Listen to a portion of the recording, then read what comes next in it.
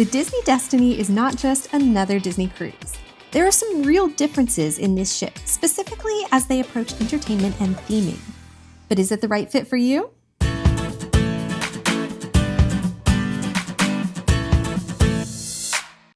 We just finished a fantastic 4-night sailing on the beautiful Disney Destiny. This brand new ship has only had 2 public sailings so far. So maybe you've seen some videos by influencers or invited guests, but if you want to know what a paid guest thinks and what real kids on a full capacity ship felt like, we're going to give you the full details. Now my kids are 11, 7, and 5. They don't know that much about Marvel and are not super into villains and spooky things. So is the theme of this ship going to work for us, or would we prefer something with more princess sparkle? Let's check out all the fun things to do. Let me introduce you to Zayah and Gamble, the true heartbeat and backbone of the storytelling experience that takes the Destiny over the top with its heroes and villains theme. On the first day, they shared the legend of Loki, and of course, Loki himself made an appearance, naming himself the king of the ship, a storyline they played with throughout the sailing. Disney chose to use the Grand Hall, or atrium of the ship, as the center of many of these stories, and these go beyond meet and greets and stage shows. They have an improvisational element that is rare in Disney entertainment. The Grand Hall stage is also a popular spot for musicians, like Disney Victrophonics, with crooner standards and jazz versions of Disney classic tunes. They really leaned into villain songs to keep with the theming. But the Grand Hall is a favorite for characters as well. Be sure to stick around to the end for our favorite character opportunity. This is the Royal Gathering, which we did not reserve in advance, so we can't just go up and join that line. You will want to keep an eye out on your pre-planning if you want to reserve this princess meet and greet. My kids didn't prioritize character photos because they'd rather take the slide down to the kids club. And you can see our full Oceaneer Club tour at the video linked here. But the crew told me that many of the meet and greets seemed to excite the adults more than the kiddos. Take Maleficent, for example. Maleficent is super cool. Look at her, she's meeting guests. The stunning Grand Hall lighting would change based on its current use, like when it became a fashion runway for Cruella de Vil's Retched Runway. This was a prime example of guests loving the playful interactive moments. They pulled members from the audience in their Dalmatian finest, and the crowd was so supportive.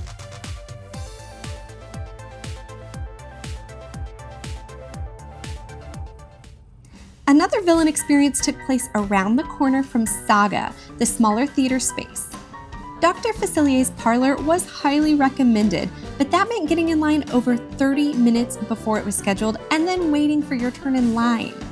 This experience takes groups of 10 to 12 in to meet Dr. Facilier around his card table and see if the cards hold any tricks or insights for you. But there are no photos or videos allowed, so all I can show you is this door. Okay. Tonight, I am making the most of all the activities on board and going to check it all out for you. I just ran back to the room to change out of my dinner dress and into my Cruella de Vil outfit. You do not have to pack a bazillion things for your cruise to go along with all the themes. It's fun, but at some point it gets stressful. Similarly, you don't have to do all the things. It's fun, but at some point it gets stressful, and you should have a relaxing vacation. So I beg you this. Enjoy your vacation. Maybe take a couple things off the schedule and it's okay.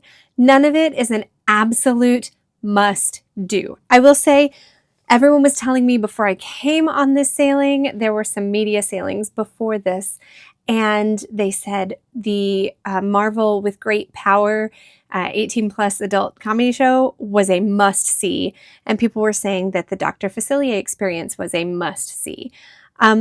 They have been awesome. They've been awesome. That said, I just stood in line for nearly an hour to see Dr. Facilier, and it was a 10-minute experience with no videos, no autographs, no character meet and greets. Cool experience, little magic show, but that's what it is. It's a fun character interaction and it's great, but you will be standing in line. And if you're missing out on something that matters to you, or if you would just feel more relaxed, taking your time and going and hanging out in the Cove Cafe or sitting up on deck and watching something on Funnel Vision, do that too. Those are totally legitimate ways to vacation. That said, let's go stand in another line to see Cruella. De Vil's Piano Lounge is often open as a bar area, but there are short 20-minute shows called Troublemaking with Cruella at select times on the cruise app. Here is where I got one of the best and only non-alcoholic crafted mocktails we could find on board, the Fearless Sir Galahad. It's basically an old-fashioned using zero-proof bourbon and smoked for lots of flavor. The trickiest part is sipping from this cool glass that looks like Roger's pipe.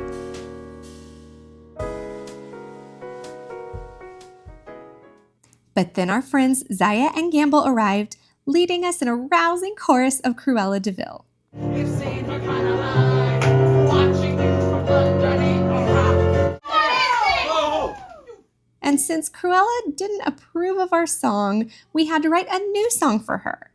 They polled the audience to write lyrics on the spot. It was incredibly fun, but also incredibly packed. Be prepared to squeeze in for this one. I've seen Cruella, Cruella, two-tone hair. Cruella, Cruella. Now, Cruella, you, and yes, even you, I admit I was doubtful, but nonetheless, you pulled it off. Now I feel as good as I look. Back in the Grand Hall, we attended Sounds of Wakanda. The incredible percussionist shared stories and rhythms. And if you're willing, you may get to play along. Now, as some of you may know, Black Panther, also known as King T'Challa, hails from the kingdom of Wakanda. Laura, thank you for coming out and playing with us. Wonderful! La, la, la. When Black Panther appeared, I legit cried. I'm so glad we didn't miss this one. But the surprise show, maybe just because of the over-18 humor it had in it, took place in Saga with great power, a Marvel comedy show. Has Zayah and Gamble running around like crazy. Deadpool makes a virtual appearance, and of course they had to beep out his language. But all around, we had a great time. Nick was so tired that he tried to bail on this, and I'm so glad that I insisted he stay awake, because you won't find anything else like it on board. Or maybe on any Disney ship. There were even more stories that we didn't make it to, like Under Her Spell with Maleficent in Saga, or Sleeping Beauty, A Mostly Accurate Tale with Zayah and Gamble. I think we'll just have to go back.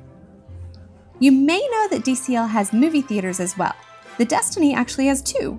But for a more traditional show space, every Disney ship has the Walt Disney Theater. And some nights they do Broadway-style shows there. But if there's a big movie premiere that falls during your sailing, you may get to see a new film make its debut on this big stage. Ours fell on Pirate Night. The signature musical on the Destiny is their new production of Hercules that took place toward the end of our sailing. It is 11:50 and people are already lining up at the theater for Hercules at 1:30. Woo! We did line up, but not too early, and we got great seats. Look at the stars projected on the proscenium. It's not, I don't know if you can see it, but it's like constellations all the way up the sides and the balcony. There was no filming during the show, but it was a wonderful performance. While I believe deeply that these unique character interactions are what sets the Destiny apart from her sister ships, the Wish and the Treasure, there are some unique spaces here too. Even the hallway art around the ship leans into stories with strong heroes and villains at their core.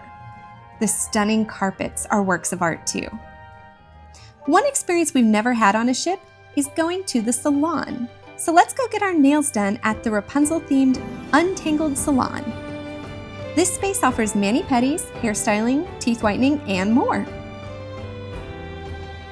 Now you can't make these bookings in advance, and so we had to come try to snag one when we got on board the ship. Nick ran up here and said, what can we do for 3 manis? And they had something on embarkation day at 7:45. So we had an earlier dinner reservation and we came here after dinner, which sounds a little funny, but works for us. We'll have our nails pretty for the whole cruise. I've been to spas on DCL before, but it was fun to branch out, especially because of how sweet the theming was. This was Nora's first salon manicure. My mother-in-law came too, and we enjoyed 3 generations of pampering. If you want to do something alongside your child instead of taking them to Bibbidi Bobbidi Boutique, I recommend this. There's also Hook's Barbery for men's haircuts and shaves, along with the best whiskey bar on board. But we didn't visit that this sailing. Let's look at some of the bars we did visit. The Sanctum is based on Doctor Strange, and this open space is filled with dark woods and frequent musical performers. Some of the best drinks seem to have a little bit of magic, but there are not a lot of non-alcoholic options.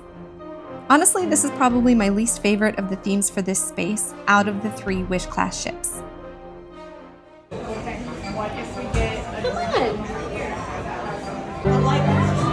How did you like it?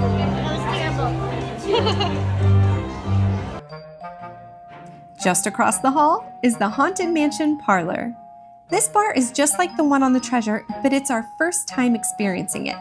The lighting is so low. But if you stick around, you'll see Madame Leota appear in the mirror.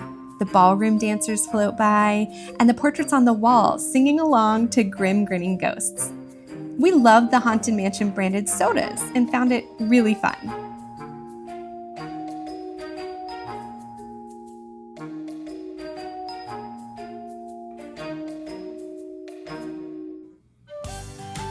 For caffeine, you have a few options on board. Cafe Merida on Deck 5 has some cute Scottish theming and specialty coffees. We always love to see what latte art we will get. Merida's brothers left their treats here. But we found the drink flavors and the guest service here needed some work. So from then on, we stuck to Cafe Megara on Deck 4 with Hercules themes that really gave you a jolt.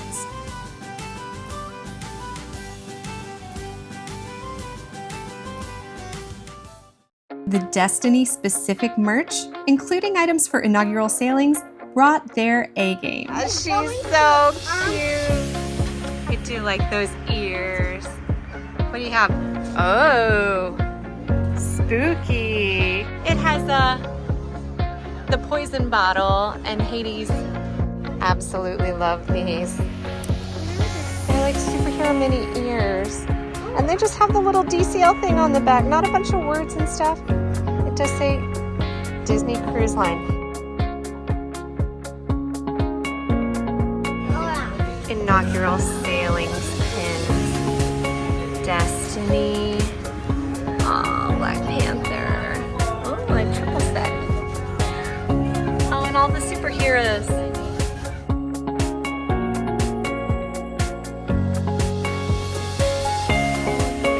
It's like, oh, the little Hercules ears.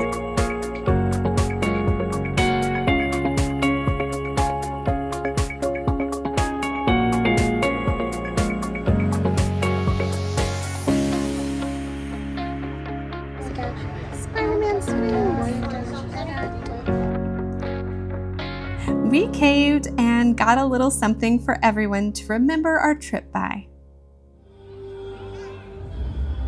I think the best character meet and greet is the farewell show on the final night, called Destiny Discovered in the Grand Hall.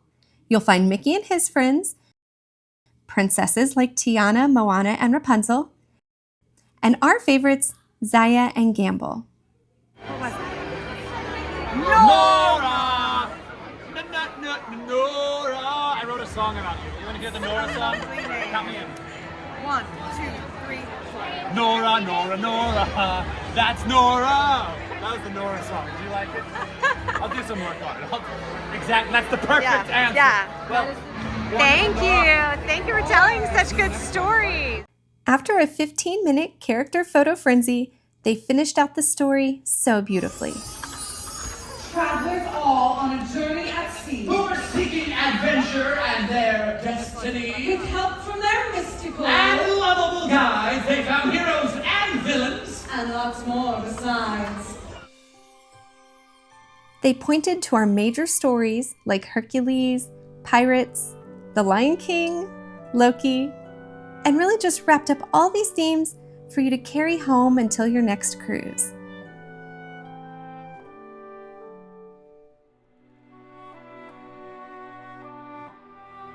We can't believe it's over, but it is a beautiful ship and we will definitely be back because there's even more to experience. Go check out everything we ate on the Disney Destiny at this video here, and we'll see you next time, travelers, with a full tour of more of the ship. Thanks for watching!